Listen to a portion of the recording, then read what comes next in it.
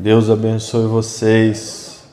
Quero convidar você a abrir sua Bíblia no Evangelho do Senhor Jesus Cristo, segundo escreveu Mateus, no capítulo 13, no versículo 58.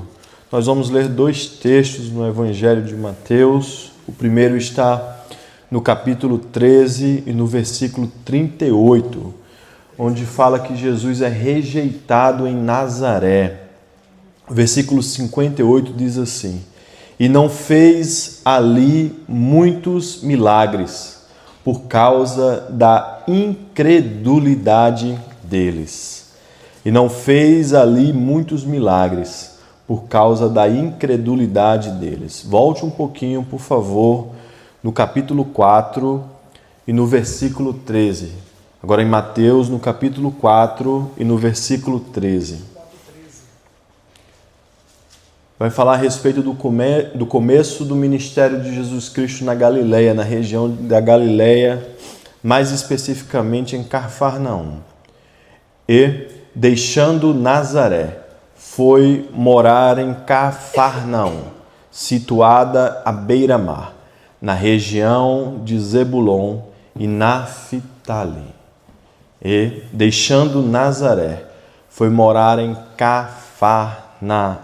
Levante as suas mãos. Senhor Deus, que o Senhor fale conosco através desta palavra, Pai. Que nós não venhamos ser incrédulos, meu Deus, omissos na fé, Pai. Mas que através do Teu Evangelho, da Tua palavra pregada, meu Deus, do ouvir a respeito do Senhor e das Suas maravilhas, Pai, nós venhamos crescer em graça, em conhecimento e que a nossa fé, meu Deus, se eleve, Pai, e chegue a lugares altos, junto a Ti, Deus. Em nome de Jesus. Amém e amém. Glória a Deus. Meus irmãos, eu quero falar um pouco a respeito de fé com vocês. E hoje eu separei esses dois versículos no Evangelho segundo Mateus, porque eu acredito que eles relatam bem, falam bem a respeito de fé, porque eles mostram dois opostos, duas situações totalmente diferentes. Em uma parte do texto você vai ver Jesus se retirando de Nazaré, porque lá existia uma incredulidade muito grande. E aqui, no versículo 13 do capítulo 4, Jesus está chegando em Cafarnaum, depois de ter deixado Nazaré em uma das suas indas e vindas para aquela região. E Cafarnaum ficou conhecida como a cidade de Jesus Cristo, porque muitos foram os milagres que foram feitos lá, através, claro, do poder do Senhor Jesus, mas também da fé que aquele povo tinha. Quando nós vemos toda essa trajetória de Jesus Cristo, todos nós sabemos que Jesus tem poder para curar, para batizar, para salvar, para libertar, para ressuscitar. Nós conhecemos o poder dele. Mas a verdade, irmãos, é que muitas e muitas vezes, quando nós estamos passando pelo vale, quando nós estamos passando pela prova, diariamente a nossa fé é testada. Quando nós saímos de casa com as notícias que nós ouvimos, eu acredito que você, quando veio aqui na igreja hoje, a sua fé foi testada no dia a dia, no seu trabalho. Muitas pessoas têm a sua fé testada nas finanças, na vida emocional, na vida familiar dentro de casa, nas dúvidas, nas incertezas da vida. Porque se nós olharmos para Jesus Cristo e toda a sua história aqui escrita nos Evangelhos, nós vamos ver que quando ele operou mais milagres, quando ele fez mais maravilhas, foi quando o povo depositava fé nele. Aí você pode pensar assim, irmão, então se dava que o poder de Jesus se aumentava com a fé do povo? Não é nada disso. O poder de Jesus é único, ele é onipotente, ele tem todo o poder. A questão é que quando nós temos fé, nós ativamos esse poder sobre as nossas vidas. E muitas vezes eu tenho a impressão, algo dentro de mim, que às vezes pode se tornar até involuntário. Lembra daquela mulher do fluxo de sangue que tocou nas vestes de Jesus? Jesus diz, quem me tocou?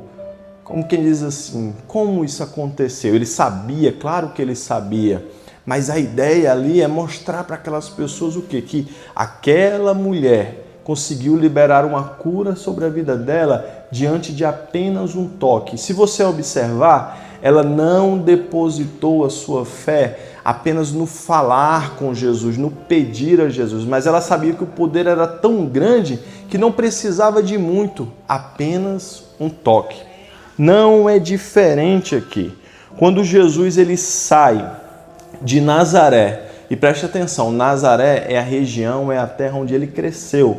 Jesus não nasceu em Nazaré, Jesus nasceu em Belém. Mas vocês devem lembrar das perseguições que sofreram as crianças no tempo de Herodes, quando ainda era criança.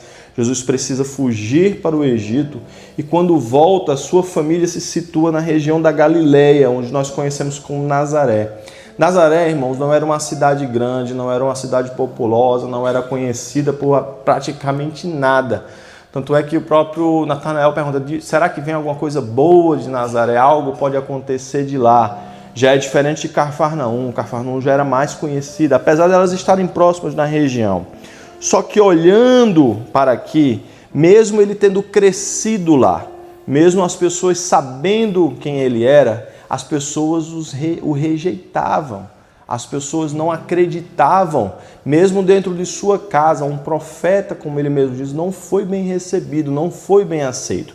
Então entenda isso daqui, isso é importante para a gente distinguir.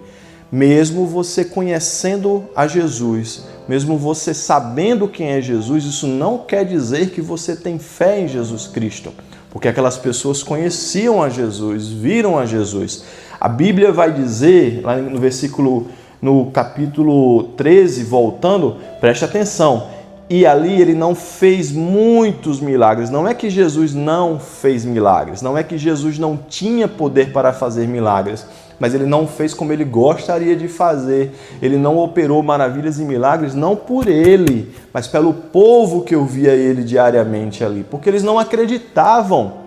Eles não acreditavam que Jesus era o Messias e ele tinha o poder. Então Jesus decidiu investir tempo em outro lugar. Não é diferente nos dias de hoje. Existem povos, existem regiões, existem lugares que eles não acreditam que Jesus tem o poder, que ele veio para nos salvar. Mas eu acredito, irmãos, que nessa igreja, esse povo que aqui está, crê no poder de Jesus, crê em Jesus Cristo, sabe que tem poder no nome dele e é por ele, para ele são todas as coisas. Irmãos, a nossa fé não pode estar depositada em homens, em coisas materiais, mas em Jesus Cristo.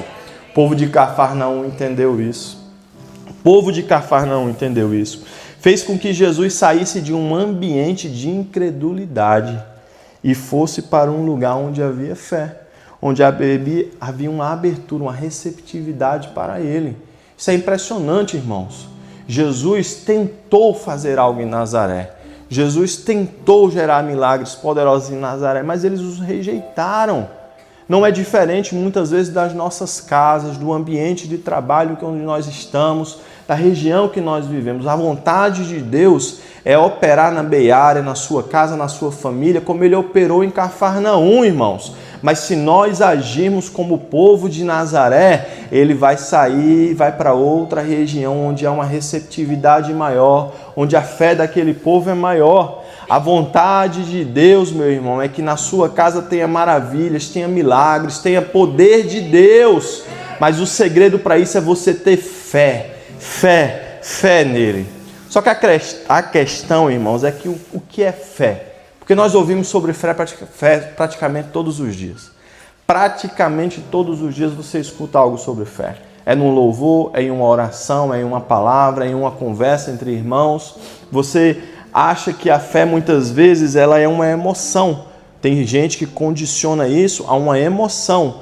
Eu sinto que vai dar certo. Eu estou recebendo, olha, me arrepiei todinho aqui, vai dar certo. Escute, deixa eu te alertar em algo, fé não é emoção. A gente pensa que fé é otimismo, vai dar tudo certo, já ouviu aquilo ali, vai dar tudo certo, toca aqui, fé não é otimismo, pastor Alex, fé não é isso.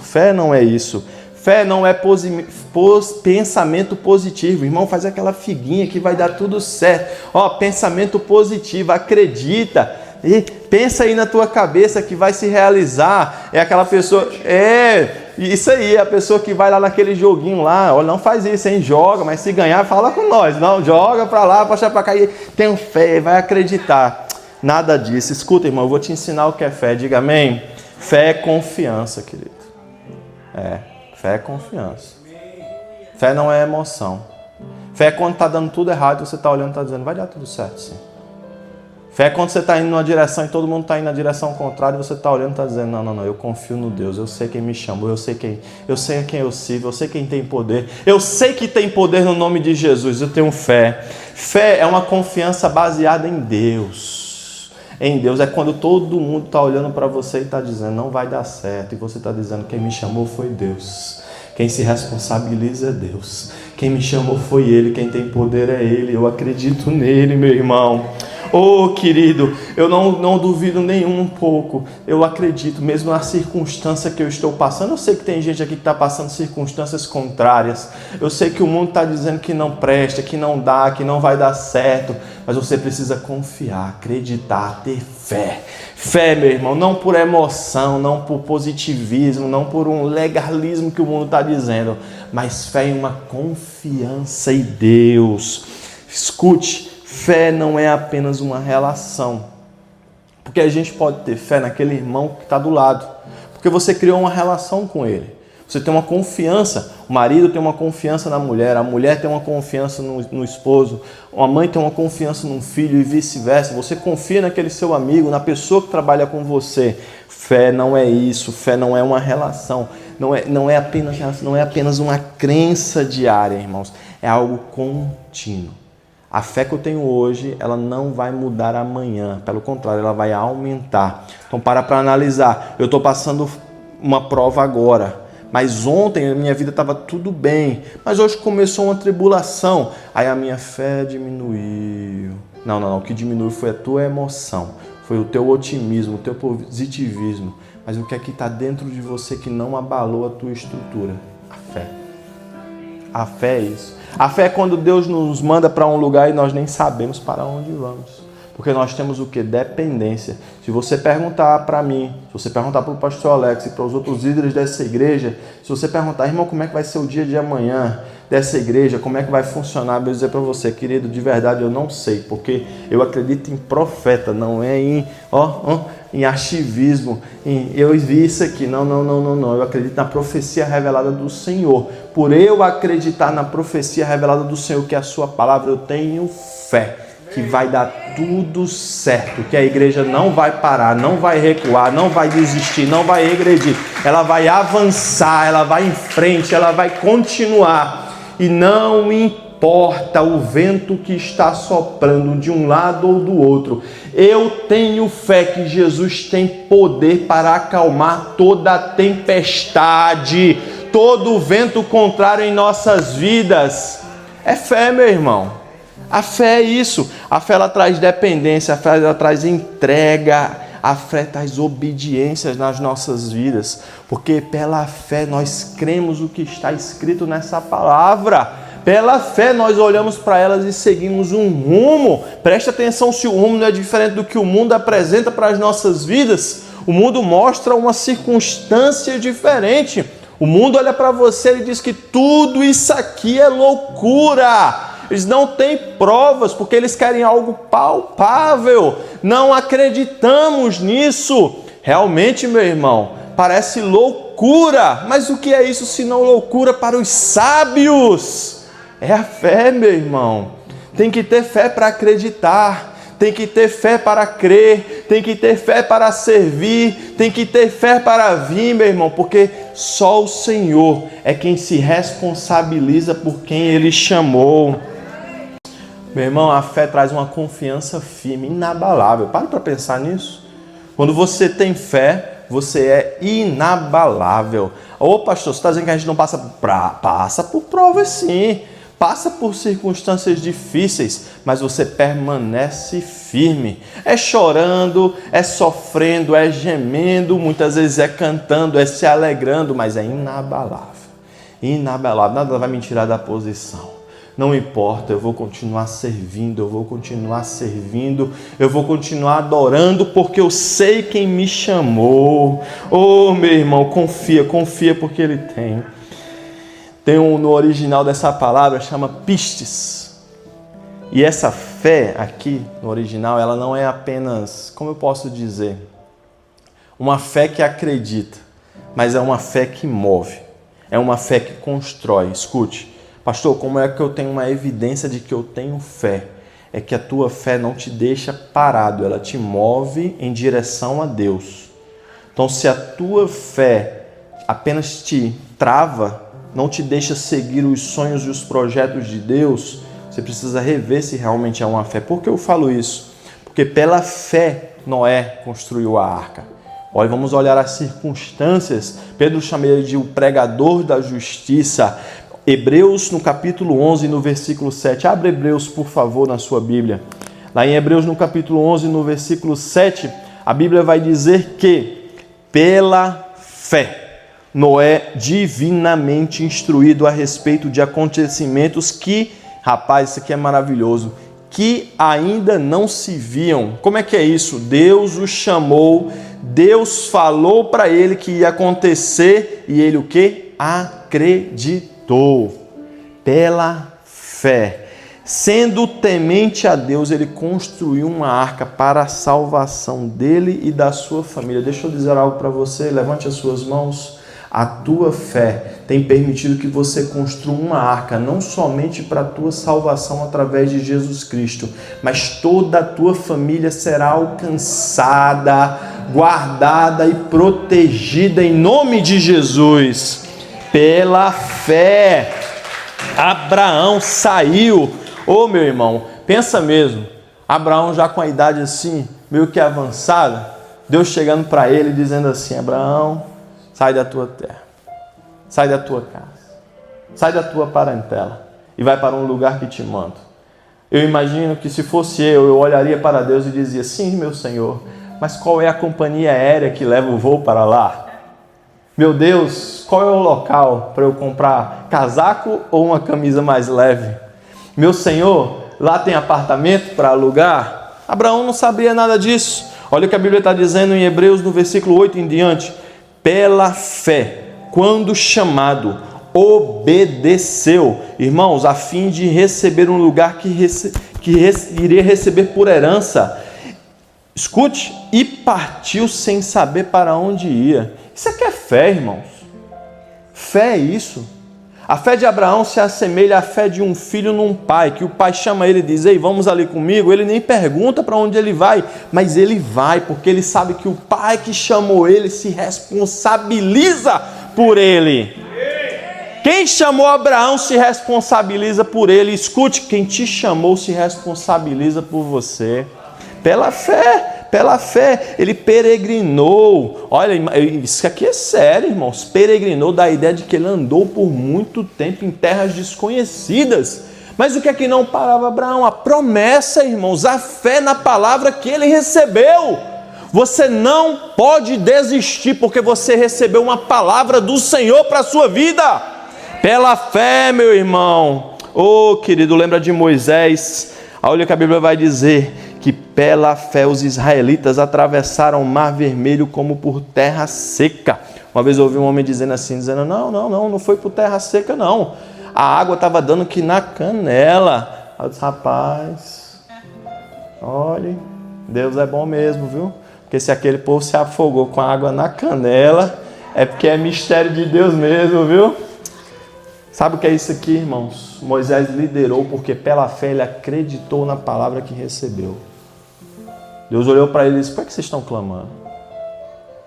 Por que vocês estão chorando aí? Diga ao povo que marche. Vai marchar para onde se tem um mar na frente e um exército atrás? Mas recebemos a palavra. Deus não gosta de covardes. Deus não gosta de pessoas que desistem quando vê a dificuldade. Pela fé, meu irmão, Moisés liderou aquele povo rumo à terra prometida. E pela fé, meu amado irmão, você vai liderar a sua família. Pela fé você vai preencher o lugar que o Senhor reservou para a sua vida. Pela fé, meu irmão, Deus vai cumprir as promessas que tem para você. Ô, querido, mas a gente precisa ter coragem. Precisa ter coragem. Lembra lá o que Deus fala para Josué? Seja corajoso. Lembra? Pela fé marcharam. Vou com Josué lutar em Jericó. Ó, pela fé, meu irmão. Tu tá para lutar uma guerra, tu vai ficar dando volta em muralha? Fosse eu tava molando era o aço, meu amigo. Não, vou dormir, descansar, porque amanhã eu vou descer a faca em todo mundo. Corajoso do jeito que eu sou. Mas é a fé. Porque onde tem fé tem atitude. Se você está parado, se você não está exercendo o que o Senhor te deu, a tua fé, meu irmão, não está na vontade do Senhor. A fé da gente, ela é o firme fundamento. Isso aqui vem de base, de garantia, de sustento interior. É uma convicção profunda. Irmão, tem que ser corajoso mesmo para sair da sua casa e ir para um canto que você nem sabe onde é. Pensa, vamos trabalhar um pouco aqui, o tanto que Noé deve ter ouvido. Será que ninguém falou para os israelitas, rapaz, vocês vão ficar rodando aí nesse muro aí? Olha, a Bíblia diz que o povo falava para Moisés, era melhor que a gente tivesse ficado no Egito comendo cebola e pepino. Quem tem saudade de cebola, irmão? Pelo amor de Deus. Mas pela fé eles acreditaram. Pela fé, irmão, porque a fé é o pilar que nos sustenta com Deus. Romanos 10, 17 diz que a fé vem pelo ouvir. Efésios 2,8 diz que ela é o canal, a graça e a fonte. A Bíblia diz que a gente tem que ter fé e crer no caráter de Deus. E essa fé, ela se apoia onde? Na palavra. Porque através da palavra que nós ouvimos, nós temos fé e ela nos liberta. E conhecereis a verdade vos libertará. João capítulo 8, versículo 32. Pela fé nós somos transformados. E isso vai muito além do problema do presente, da aparência e do eterno. Que nós estamos vendo. Porque nós somos transformados por quem? Por Ele. Tudo isso vem pela fé. Porque um dia você teve coragem de levantar a sua mão e dizer, eu te aceito, Jesus. Tudo isso um dia veio porque você botou a mão no seu coração e disse, Senhor, eu quero te servir. Senhor, eu sou fraco, eu não tenho condições, eu sou um pecador, mas eu me arrependo, eu tenho coragem de aceitar ao Senhor para esse mundo, mesmo diante das minhas fraquezas. Isso é fé, porque a fé gera o quê? Movimento nas nossas vidas. Irmão, você tem que avançar. Se você tem fé, irmão, não é só levantar a mão por isso. Eu acredito, Jesus. Você tem que avançar. Tem hora para tudo. Sabe o que Deus estava falando em Êxodo 14? Marche. Diga ao povo que marche. Sabe o que Deus está dizendo? Tem hora para tudo. Agora é hora de vocês colocarem a fé de vocês em ação. É hora de vocês marcharem. Porque essa fé vai gerar o quê? Movimento. Aí, para concluir, volta lá para o texto inicial. Por que em Nazaré o Senhor não exerceu? E se a gente olhar no dia de hoje, Nazaré conhecia Jesus. Porque Jesus cresceu lá. A ideia é que Jesus chegou criança e foi até a sua maturidade, onde ele iniciou o seu ministério. Então, Nazaré sabia quem era Jesus. Irmão, mas Jesus não estava ainda no auge, não tinha exercido os milagres que ele conhecia. Jesus não gerou muitos milagres, mas gerou milagres. Lembra do texto. A palavra já estava sendo pregada. Jesus ia e voltava. E outra, as notícias corriam. Uma vez que Jesus começou a exercer o ministério dele em outras regiões, a notícia se espalhou rapidamente daquele pregador, daquele profeta, daquele Messias que chegou para salvar aquele povo. Mas aquele povo não absorveu aquilo. Porque aquele povo decidiu olhar achando que ele ainda era aquele carpinteiro que fazia as cadeiras deles lá. E não entendeu, não teve fé. Meu irmão, nós podemos vir para a igreja todo dia. Você pode conhecer o Antigo e o Novo Testamento. Não é difícil que você saiba a Bíblia bem, decorada na sua cabeça.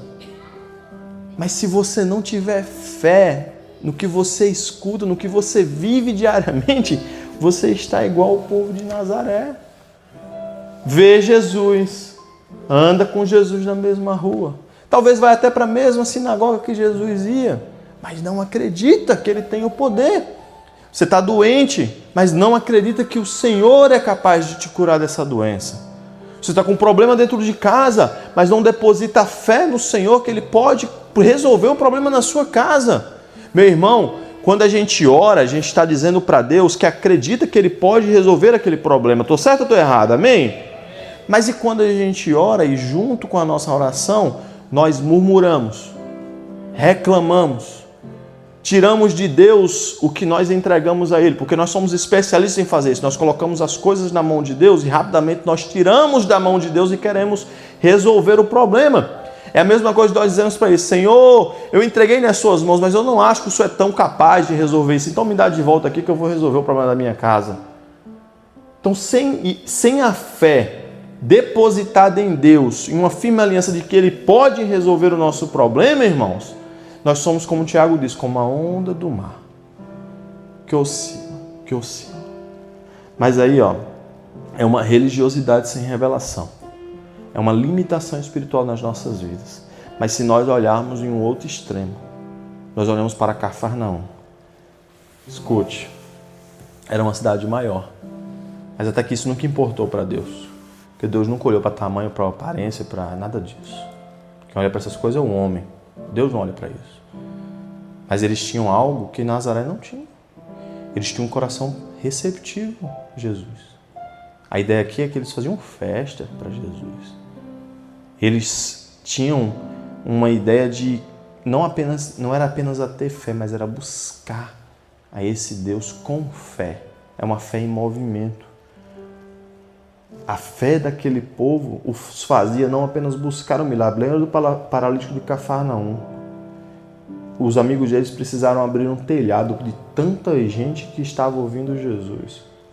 A fé deles, olha o nome, o paralítico de Cafarnaum. A fé deles não era apenas por milagres. A sede deles também era de ouvir ao Senhor.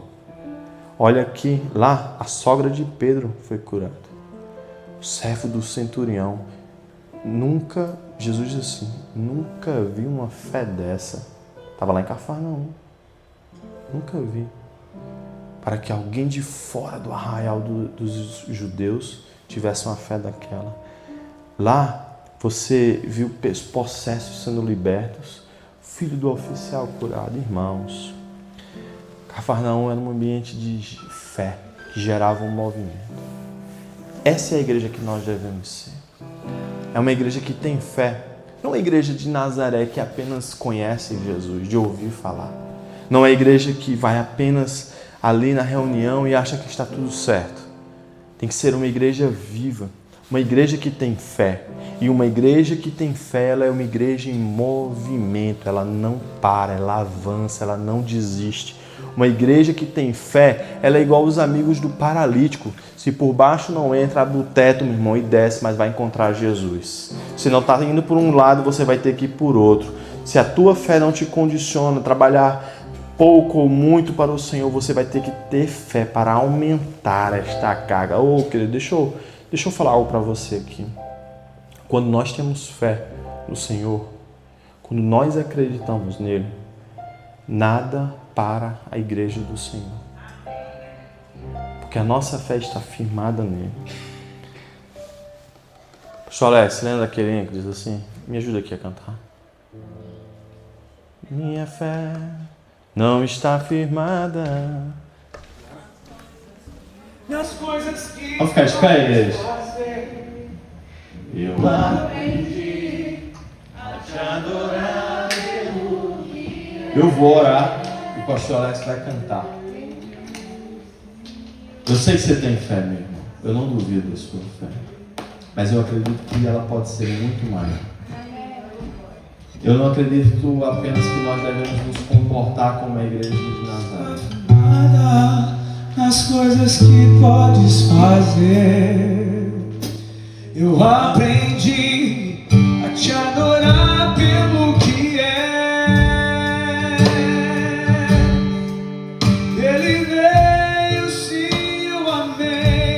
Somente dele, mais ninguém.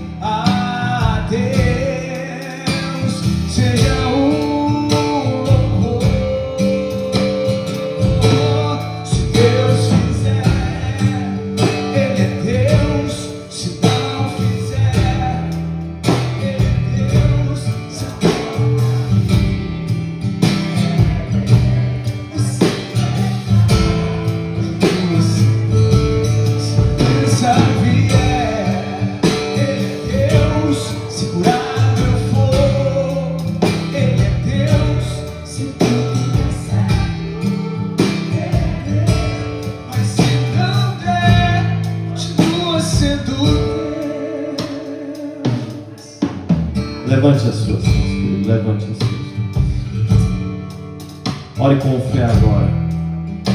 Apresente ao Senhor a tua causa. Oh, meu Deus. Senhor Deus, aqui está a tua igreja. Uma igreja que tem fé em ti. Uma igreja que acredita no Senhor. Uma igreja que deposita, Deus, em ti a certeza da vitória, Pai. Senhor, eu apresento agora, Pai, as causas impossíveis e extraordinárias, meu Deus, dos teus filhos.